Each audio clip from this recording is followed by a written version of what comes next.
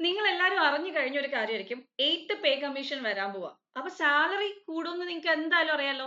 അപ്പൊ RRB NTPC 2026 exam എഴുതുന്നവർക്ക് ഇത് ഏറ്റവും നല്ലൊരു ടൈമാണ്.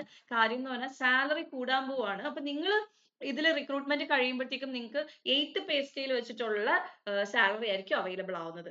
ഓക്കെ, അപ്പൊ എന്താണ് സാലറി, ഇപ്പോൾ ഉള്ള സാലറി എന്താണ്, ഈ ഒരു 8th പേ കമ്മീഷൻ വന്നു കഴിയുമ്പോൾ ഉള്ള സാലറി എന്താണെന്നൊക്കെ പറയുന്നതിന് മുന്നേ ഇപ്പൊ ഉള്ള ഒരു കുറച്ച് കാര്യങ്ങൾ നിങ്ങൾക്ക് ഒന്ന് മനസ്സിലാക്കി തരാം. ഇപ്പൊ നമുക്ക് 7th പേ കമ്മീഷൻ ആണുള്ളത്.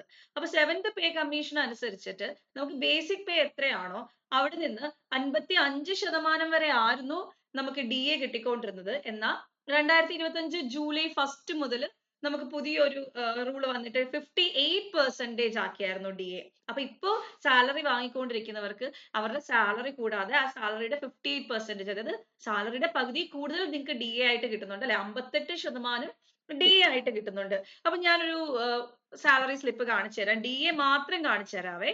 അതായത് നമ്മുടെ ലെവൽ 1 പോസ്റ്റ് ആണ്. ലെവൽ 1 പോസ്റ്റ്, അതായത് ഗ്രൂപ്പ് ഡി പോസ്റ്റ്, നമ്മുടെ റെയിൽവേയുടെ group D post, NTPC post എന്ന് പറഞ്ഞാൽ ലെവൽ 2 മുതലുള്ള പോസ്റ്റുകളാണ്. അപ്പൊ ലെവൽ 1 പോസ്റ്റുകൾക്ക് പേ റേറ്റ്, ബേസിക് പേ എന്ന് പറയുന്നത് 19,100 ആണ്.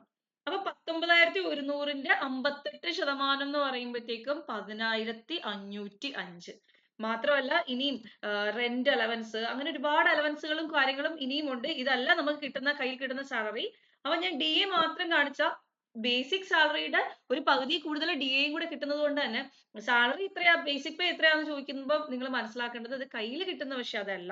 ഓക്കെ, അപ്പൊ നല്ല സാലറി ആണ് ലെവൽ 1 പോസ്റ്റുകൾക്കും കിട്ടിക്കൊണ്ടിരിക്കുന്നത്. ഓക്കെ ആണല്ലോ. ഏകദേശം ഈ ഒരു കണക്കനുസരിച്ച് 29,600 സംതിങ് അല്ലെ, 30,000 രൂപ എന്തായാലും, മിനിമം 30,000 രൂപ എന്തായാലും ഗ്രൂപ്പ് ഡി പോസ്റ്റുകൾക്കാണെങ്കിലും കിട്ടുന്നുണ്ട്. ഓക്കെ, അപ്പൊ ഇനി 8th പേ സ്കെയിൽ വരുമ്പം എന്താണ് മാറ്റം എന്ന് നോക്കണ്ടേ. 8th പേ സ്കെയിൽ വരുമ്പോഴത്തേക്കും നമുക്ക് ഇപ്പൊ NTPCയുടെ അണ്ടർ ഗ്രാജുവേറ്റ് പോസ്റ്റുകളുടെ 7th പേ സ്കെയിൽ വെച്ചിട്ടുള്ള ബേസിക് പേ ഞാൻ പറയാം. ജൂനിയർ ക്ലർക്ക് കം ടൈപ്പിസ്റ്റ് ആണെങ്കിൽ 19,900 ആണ്, 19,900. അതിന്റെ 58% DAയും കൂടെ കിട്ടുവേ.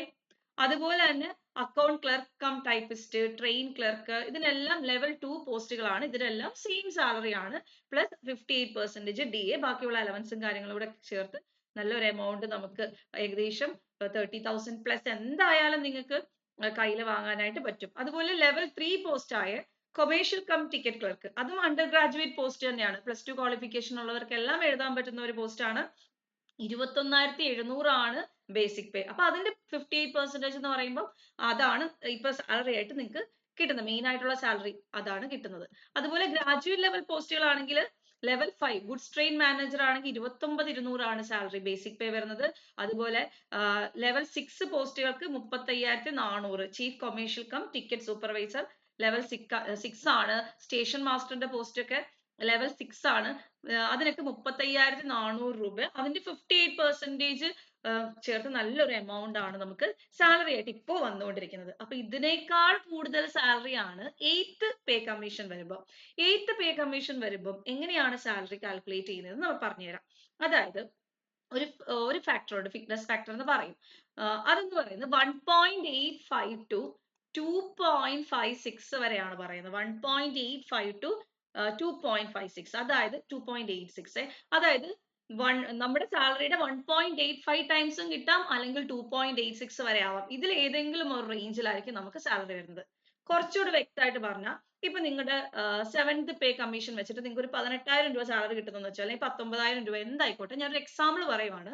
18,000 രൂപയാണ് നിങ്ങളുടെ ബേസിക് പേ എങ്കിൽ 8th പേ കമ്മീഷൻ വരുമ്പോൾ ഈ 18,000ത്തിന്റെ 1.85 ടൈംസ്, അതായത് 32390 വരും അല്ലെ. 18,000ത്തിന്റെ 1.85 നിങ്ങളൊന്ന് കാൽക്കുലേറ്റ് ചെയ്ത് നോക്കേ. 1.85 അല്ലെങ്കിൽ 86 വരും. 1.86 ഓൾമോസ്റ്റ് നമുക്ക് 32,450 390 ആ റേഞ്ചിൽ നമുക്ക് എന്ത് കിട്ടും, പേയ്മെന്റ് കിട്ടും, സാലറി കിട്ടും. ബേസിക് പേ ആണേ പറയുന്നത്. ഓക്കെ, ഇനി നമുക്ക് ഈ 18,000ന്റെ 2.86 അല്ലെ, 2.86 ആണെങ്കിലോ, 2.86 ആണെങ്കിൽ നിങ്ങൾക്ക് എത്ര വരും, 51,400 480 രൂപ. അപ്പൊ 18,000 സാലറി കിട്ടുന്നവർക്ക് 32,390 മുതൽ 51,480 വരെ എന്താ പേയ്മെന്റ് മാറാനായിട്ട് ഉള്ള ചാൻസ് ഉണ്ട്. ഏറ്റവും മിനിമം എന്തായാലും 32,390 ആവും. അത് മാക്സിമം 51,480 വരെ വരും. മനസ്സിലായോ?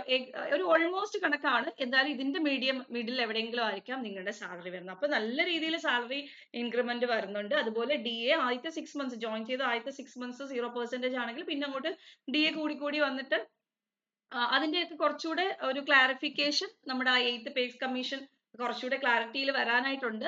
അപ്പം സാലറി ഒക്കെ അത് കഴിഞ്ഞിട്ടായിരിക്കും ഫിക്സ് ചെയ്യുന്നത്. എന്തായാലും സാലറി കൂടും എന്നുള്ള കാര്യത്തിൽ ഒരു ഡൗട്ടും ഇല്ല. നല്ലൊരു രീതിയിൽ സാലറി കൂടുന്നുണ്ട്. ഓൾമോസ്റ്റ് 1.85 എന്നൊക്കെ പറയുമ്പോൾ ഓൾമോസ്റ്റ് ഡബിൾ ആയിട്ട് നമുക്ക് സാലറി കൂടുന്നുണ്ട്.